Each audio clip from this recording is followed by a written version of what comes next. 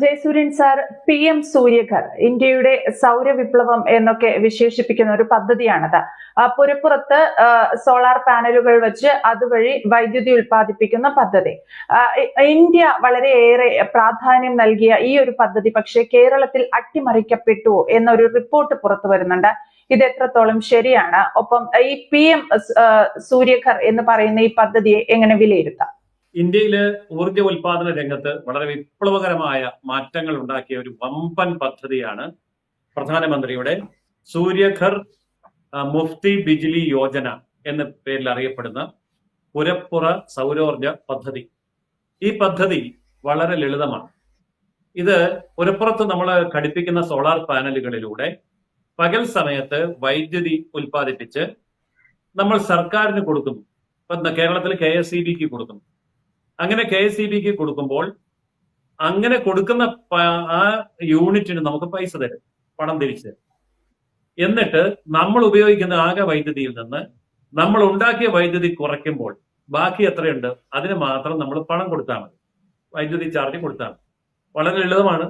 2.25 ലക്ഷം പേരാണ് കേരളത്തില് ഇങ്ങനെ ഒരു ആഹ്വാനം ഉണ്ടാക്കി കഴിഞ്ഞ 1-2 വർഷത്തിനിടയിൽ 2.25 ലക്ഷം വീടുകളുടെ മുകളിൽ ഈ സോളാർ പാനൽ പിടിപ്പിച്ചു. അങ്ങനെ പിടിപ്പിച്ചപ്പോഴേക്കും കേരളത്തിൽ ഉണ്ടായ വൈദ്യുതി എന്ന് പറയുന്നത് അത് കൈകാര്യം ചെയ്യാവുന്ന ശേഷി 1723 മെഗാവാട്ടാണ്. 1723 മെഗാവാട്ട് കൈകാര്യം ചെയ്യാനുള്ള ഈ വലിയ പദ്ധതിയിൽ ഇതുവരെ 1375 മെഗാവാട്ട് ഉൽപ്പാദിപ്പിച്ചു കഴിഞ്ഞു. അത്ര വേഗമാണ് ഈ പരിപാടി നടന്നത്. 78,000 രൂപ കേന്ദ്ര ഗവൺമെന്റ് സബ്സിഡി ഉണ്ട്. അതുകൊണ്ട് ഏതൊരു വീട്ടിലും എല്ലാ കാര്യങ്ങളും ചെയ്യാൻ കഴിയുന്നത് പോലെ ഇത് വെച്ച് ഒരു 3-3.5 ലക്ഷം രൂപ മുടക്കുകയാണെങ്കിൽ പിന്നെ ഒരു കാലത്ത് വീട്ടില് വൈദ്യുതി സർക്കാരിനോട് മേടിക്കേണ്ടി വരികയില്ല, അങ്ങോട്ട് പോയി കൊടുത്ത് പൈസ മേടിക്കുകയും ചെയ്യും. അതുകൊണ്ട് എല്ലാവരും ഈ പദ്ധതി അങ്ങ് പ്രോത്സാഹിപ്പിച്ചു. ഈ പദ്ധതി വൻ വിജയമായി. ഇനിയും ധാരാളം പേര്, ലക്ഷക്കണക്കിന് ആൾക്കാർ അപേക്ഷ കൊടുത്ത് കാത്തിരിക്കുകയാണ്. ഈ സമയത്താണ് ഈ പദ്ധതി അട്ടിമറിക്കാൻ CITU യൂണിയൻ തീരുമാനിക്കുന്നത്. അതായത് KSEBയിലെ ഏറ്റവും വലിയ യൂണിയൻ എന്നൊക്കെ പറയുന്നതെല്ലാം CITU യൂണിയനാണ്. അപ്പൊ അവര് പറയുന്നു ഈ പദ്ധതി ഇനി മുന്നോട്ട് കൊണ്ടുപോകാൻ പറ്റില്ല. ഇത് മുന്നോട്ട് കൊണ്ടുപോയാൽ KSEBക്ക് അപരിഹാര്യമായ പ്രശ്നങ്ങൾ ഉണ്ടാകും, ഇത് ഞങ്ങൾക്ക് കൈകാര്യം ചെയ്യാൻ പറ്റില്ല, ഇതാണ് പറഞ്ഞത്. അപ്പൊ ഞാൻ ഇതേക്കുറിച്ച് പഠിച്ചു, എന്താണ് ഈ പ്രശ്നം ഉണ്ടാകുന്നത്. അപ്പൊ പ്രശ്നം ഉണ്ടാകുന്നത് ഇതാണ്: കൃത്യമായ ഇലക്ട്രോണിക് മീറ്ററുകൾ വെക്കേണ്ടി വരും.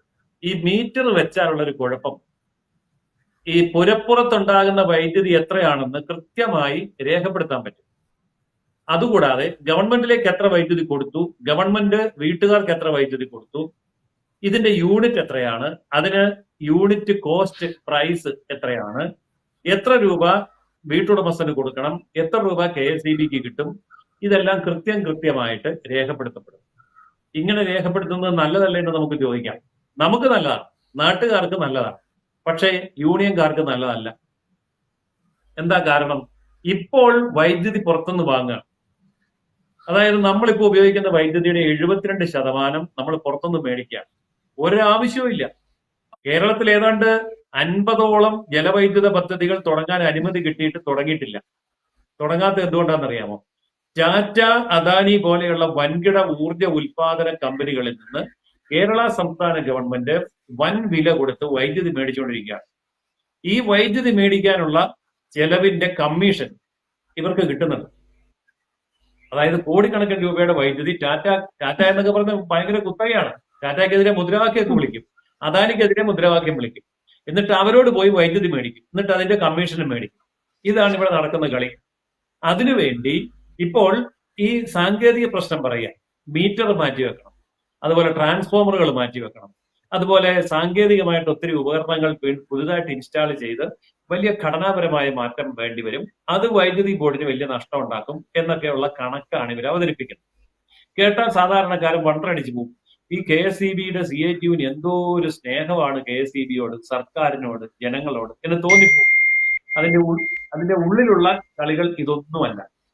ഉള്ളിലെ കളികൾ വേറെയാണ്. ഈ 72% വൈദ്യുതി പുറത്തുനിന്ന് മേടിക്കുന്നത് കുറയും. എല്ലാ വീടിന്റെയും മുകളിൽ പാനൽ വെച്ച് കഴിഞ്ഞാൽ കേരളത്തിന് വൈദ്യുതി പുറത്തുനിന്ന് മേടിക്കണ്ട. കേരളത്തിൽ ആവശ്യമുള്ള വൈദ്യുതി ഉണ്ടാക്കി ബാക്കി വിൽക്കാനും കൂടെ കിട്ടും. ഇത് ഞാൻ വെറുതെ ഒരു കണക്ക് പറയുന്നതല്ല. ഇപ്പൊ രാജസ്ഥാനിൽ ഈ പദ്ധതി കൊണ്ടുവന്നു. 30,000 കിലോവാട്ട് മെഗാവാട്ടാണ് അവിടെ ഉൽപ്പാദിപ്പിക്കുന്നത്. ഗുജറാത്തിൽ ഈ പദ്ധതി കൊണ്ടുവന്നു 20,000 മെഗാവാട്ടാണ് ഉൽപ്പാദിപ്പിക്കുന്നത്. കേരളത്തില് ഏറ്റവും കുറഞ്ഞത് 10,000 മെഗാവാട്ട് എങ്കിലും ഉൽപ്പാദിപ്പിക്കാൻ കഴിയും. പക്ഷെ ഇപ്പോ 1375 മെഗാവാട്ട് മാത്രമാണ് ഉൽപ്പാദിപ്പിക്കുന്നത്. അപ്പൊ ഈ 1375 എന്നുള്ളത് 10,000 ആയി കഴിഞ്ഞാൽ പിന്നെ വില കൊടുത്ത് വൈദ്യുതി പുറത്തുനിന്ന് മേടിക്കേണ്ടി വരികയല്ല. കേരളത്തിന് ആവശ്യമായ വൈദ്യുതി കേരളത്തിൽ തന്നെ ഉണ്ടാക്കാൻ പറ്റും. അങ്ങനെ ഉണ്ടാക്കിയാൽ പിന്നെ ഇവര് കമ്മീഷൻ കിട്ടുകയില്ല.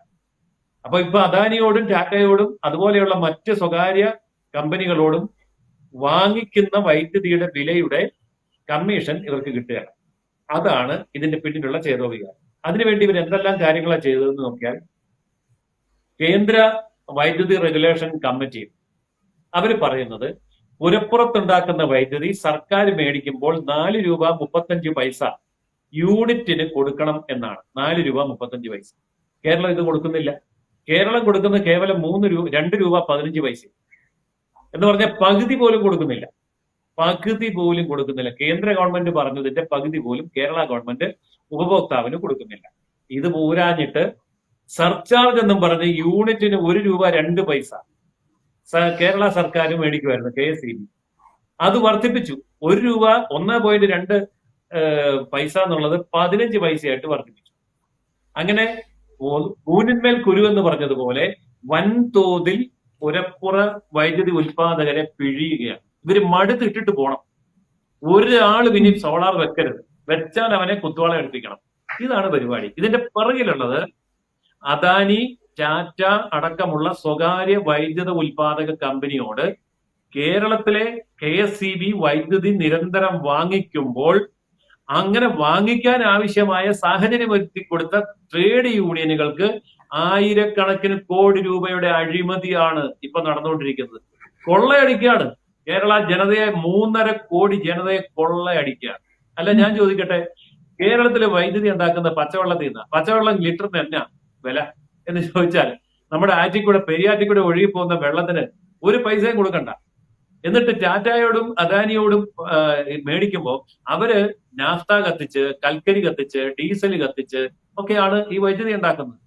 എന്നിട്ട് ആ വില കൂടിയ വൈദ്യുതി അവിടുന്ന് മേടിച്ചുകൊണ്ട് വന്നാലേ അതിന്റെ കമ്മീഷൻ കാര്യമായിട്ട് തടയുള്ളൂ. ഈ കള്ളക്കളിയാണ് കേരളത്തിൽ നടക്കുന്നത്.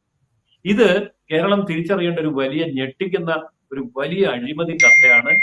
ഇതിന്റെ നഷ്ടം ശരിക്കും പറഞ്ഞാൽ കേരളത്തിലെ മുഴുവൻ പൊതുസമൂഹത്തിനുമാണ്. എന്തായാലും ഇത്തരത്തിൽ വൈദ്യുതി ഉൽപ്പാദിപ്പിക്കുന്നതിൽ സംസ്ഥാന സർക്കാർ PM സൂര്യഘർ എന്ന് പറയുന്ന പദ്ധതിയെ അട്ടിമറിക്കുകയാണ് ചെയ്യുന്നത്. ജയസൂര്യൻ സാർ പറഞ്ഞതുപോലെ ഏതെങ്കിലും വിധത്തിൽ ആരെങ്കിലും ഇത് പുരപ്പുറത്ത് വെച്ച് ഉപയോഗിക്കുകയാണെങ്കിൽ അതിനെ ഏത് വിധത്തിൽ നേരിടണമെന്ന് KSEBക്ക് വ്യക്തമായ ചട്ടം കെട്ടിയിട്ടുണ്ട്. അതനുസരിച്ചാണ് പെരുമാറുന്നതും അല്ലെങ്കിൽ അവർ നിലപാടുകൾ എടുക്കുന്നതും. അപ്പോൾ ഇങ്ങനെ ഇത് ആരെങ്കിലും വയ്ക്കണമെന്ന് ആലോചിച്ചാൽ അല്ലെങ്കിൽ വച്ചു കഴിഞ്ഞാൽ അതെങ്ങനെ പുരപ്പുറത്തു നിന്ന് എടുത്തു മാറ്റണമെന്നും KSEBക്കും നമ്മുടെ സംസ്ഥാന സർക്കാരിനും അറിയാമെന്ന കാര്യം വ്യക്തം. Thank you Jayasuryan sir.